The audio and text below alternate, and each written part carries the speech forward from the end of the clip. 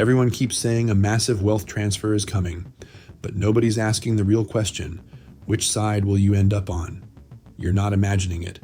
Everywhere you look, markets, debt, interest rates, government spending, something feels dangerously out of rhythm, like the financial world is tightening right before a breaking point. And here's the uncomfortable truth. Every major economic turning point in American history felt exactly like this, right before everything changed. But this story isn't just about the markets. It's not just about debt, inflation, or geopolitics. It's about something far more personal: your ability to survive the next financial shift and maybe even come out wealthier on the other side. Let me ask you something. Have you ever wondered why the same group of people seems to get richer during every crisis, while everyone else scrambles just to hang on?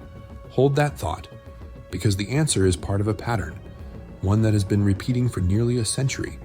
And today, that pattern is appearing again. The problem we can't ignore. There's a truth economists rarely discuss, a truth politicians avoid, and a truth Wall Street understands better than anyone. Wealth never stays still, it rotates. Every 7 to 14 years, money behaves like a living organism. It moves, it searches, it abandons weak assets and floods into stronger ones. Sometimes that rotation is gentle, sometimes it's violent, but ordinary people rarely see it coming. And not because the signs aren't there, but because humans don't like believing bad news until it's already arrived. Kind of like buying flood insurance, right after watching your neighbor's house float down the street. The 4 pressures. Right now, 4 forces are building pressure inside the U.S. economy. 1. Record-breaking consumer debt. 2. Shrinking purchasing power. 3. Geopolitical tensions rewriting global trade. 4. The largest retirement wave in American history. Each force alone is manageable. Together, they form a financial pressure cooker.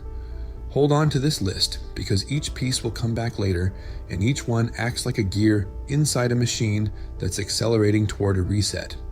To understand where we're heading next, we need to understand where every financial shift begins, and for that, we have to look at a cycle almost no one studies. The pattern behind every shift. The 4-stage wealth cycle economists love numbers, but numbers don't tell the whole story. Cycles do. In almost every major financial turning point, from post-war inflation to the dot-com boom, to the housing collapse, to the COVID money surge, the economy follows the same 4 stages. Stage 1, the build-up. Money feels cheap, people get confident, risk feels like opportunity, governments spend as if nothing can go wrong. Stage 2, the inflation phase. Prices rise, nobody slows down, everyone blames everyone else, but spending continues. Stage 3, the tension phase.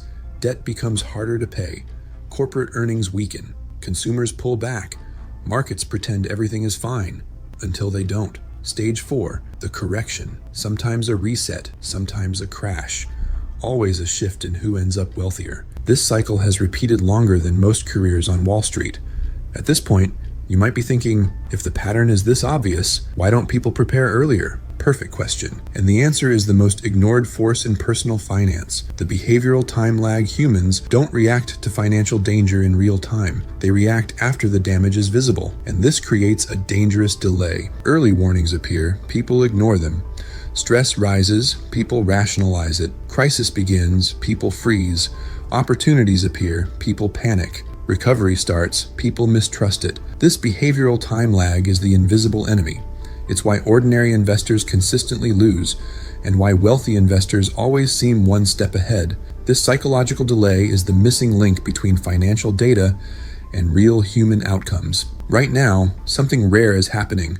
All 4 stages of the cycle are overlapping at the same time. To understand what happens next, we need to examine the 3 forces that drive every wealth rotation: interest rate policy, global trade, demographic shifts. And this is where the story takes a dramatic turn. Interest rates, the silent puppet master. Interest rates are the oxygen of the economy.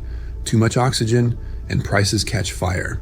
Too little, and the economy suffocates. For 40 years, America lived in a world of falling rates. Mortgages were cheap, borrowing felt easy, asset prices soared. But now, That world has reversed. We're seeing record credit card balances, housing affordability at a 40-year low, corporate refinancing walls, exploding government interest expenses. Remember when people thought 5% mortgage rates were insane? Yeah, simpler times.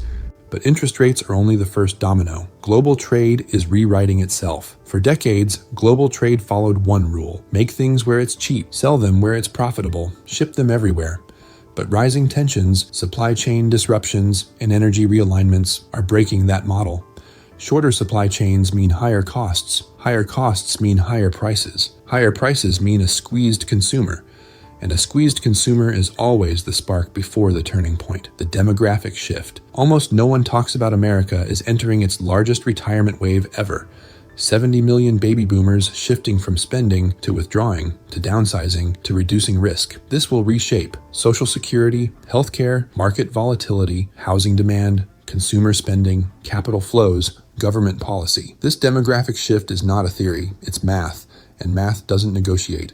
When combined with debt, inflation, and geopolitical tension, it creates the perfect conditions for a major wealth rotation. Now the solution. What happens next? Every financial cycle gives you two options: react late or prepare early. The people who build generational wealth do three things differently. 1. They recognize the shift early. 2. They understand where money flows next.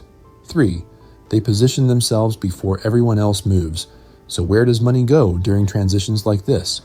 Historically, it rotates into cash flow positive companies, high quality defensive sectors, dividend paying assets, blue chip undervalued stocks, hard assets, bonds as interest rates peak, innovation sectors during recovery phases.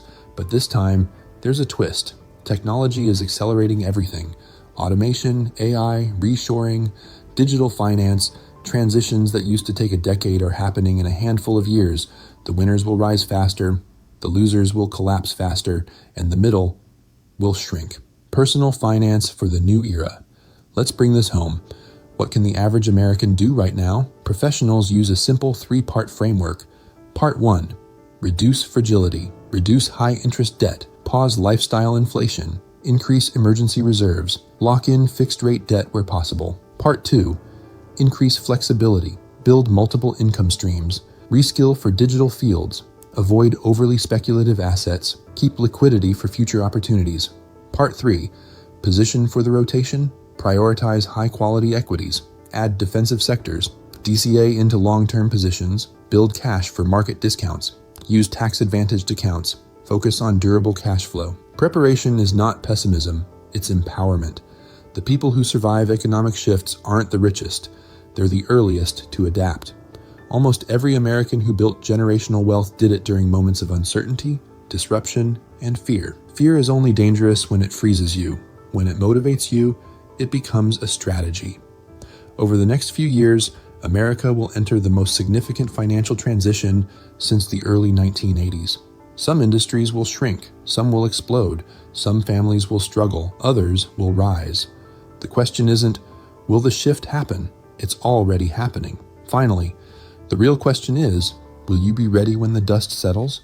Because the greatest wealth transfer in modern American history has already begun. And what you do in the next 12 months may shape your financial life for the next 12 years. Prepare early, act with clarity, and stay on the right side of the wealth cycle. If you enjoy understanding the patterns behind every boom and collapse, hit subscribe. That's what this channel is built for.